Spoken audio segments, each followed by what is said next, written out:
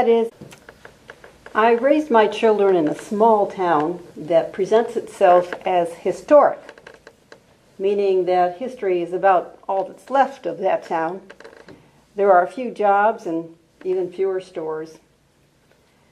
When my middle son finished high school, a job as a janitor at the elementary school came open, and he saw that as his only chance for a steady job with benefits. But God had not made this young man to be a janitor. Not that I have anything but respect and admiration for elementary school janitors. But it wasn't the right job for him. Then my cousin gave him a Radio Shack TSR-80 home computer. And my son was reborn as an IT guy.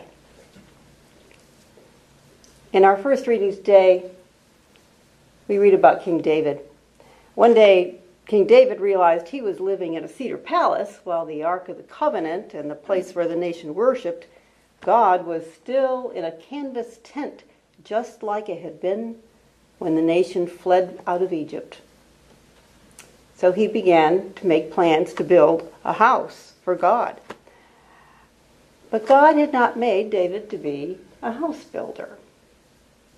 I'm sure that God has lots of respect and admiration for builders, but it wasn't the right job for David.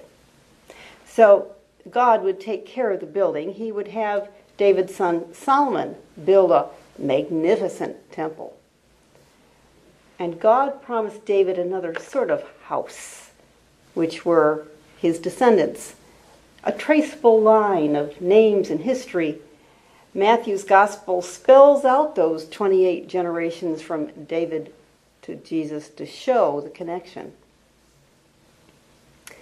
But there was another problem with David building a house for God. David had missed an important point. You see, David was thinking like a king who rewarded his servants with prestige and power when they served him well. But God had no use for rewards from David. God takes the time to remind David that when the prophet Samuel anointed David as king, David was a young man who guarded sheep. Now God had made David a king who guarded God's people. God was the reason for David's success and the reason Israel was enjoying peace. God had been with David every step of the way, in every circumstance, in every location, in the fields and in the palace. And God is greater than any building. God is not defined by space or decor or cedar or canvas. Buildings decay, but God's blessings are eternal.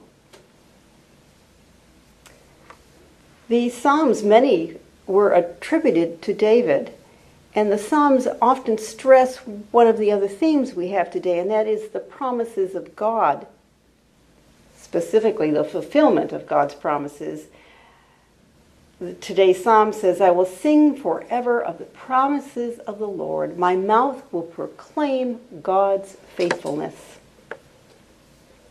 And the gospel of Jesus that Paul preached refers to Jesus as a mystery. St. Paul lived in a time where people were just beginning to sort out the message and the full implications of the birth of Jesus. Believers were starting to understand how the promise had been fulfilled. And now we find we are a part of the promise. We live in a particular part of the revelation of God's mysteries. And the angel Gabriel brought to Mary a mystery that was at first very troubling, even a cause for fear. It was a mystery how the child would be divine and yet born as a human child. She would mysteriously conceive by the power of God, and the Holy Spirit would be given the throne of David, and he would rule over the house of Jacob forever, and his kingdom would be their end. That's as to Mary's child. Mary's child fulfilled the promise. So neither King David, nor St. Paul, nor Mary expected God to fulfill the promise in the way that it actually happened. Yet each of them willingly, with not knowing the end of the story, moved forward in trust and faith.